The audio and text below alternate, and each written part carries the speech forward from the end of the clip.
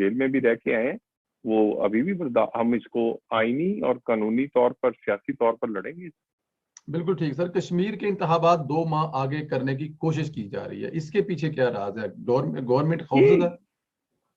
دیکھیے میں آپ سے ایک بات بتا دوں کہ پچھلے چند روز جو چند ہفتے تھے تو اس میں ہمارا پارلیمانی بورڈ ہو رہا جی. ہمارے ایک سینئر رہنما ہیں, ان کو پیپلز پارٹی اور پی ٹی آئی والے فون کرتے رہے کہ جلدی جلدی آپ اپنے بورڈ کے فیصلے کریں.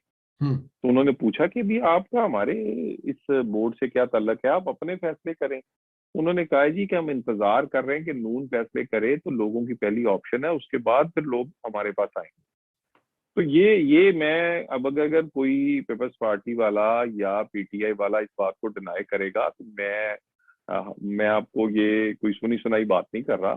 یعنی یہ اگر یہ ہو, اور آپ نے ایک ٹی وی چینل سما پر آپ نے کچھ دن پہلے خبر بھی سنی ہوگی کہ خان صاحب نے ایک میٹنگ کرتے ہوئے کہا ہے کہ بھی بائی الیکشن کا بڑا برا اثر پڑے گا آزاد کشمیر کے الیکشن پہ بھی, اور جو ہمارے پاس اس وقت سرویز آ رہے ہیں وہ بھی ان کے لیے اچھے نہیں ہیں. تو یہ اسی وجہ سے یہ کوشش کی گئی ہے, اور یہی 2 ماہ کی کوشش انہوں نے اسی طرح گلگت بلتستان میں کی تھی اور ڈیلے کر دیے تھے, مگر اس دفعہ یہ کامیاب نہیں ہوگی. سیکنڈ لاسٹ کوسچن سر, حکومت صحافیوں سے کیوں خوفزدہ ہے؟ حامد میر صاحب کا تو پروگرام ہی بند کر دیا سر.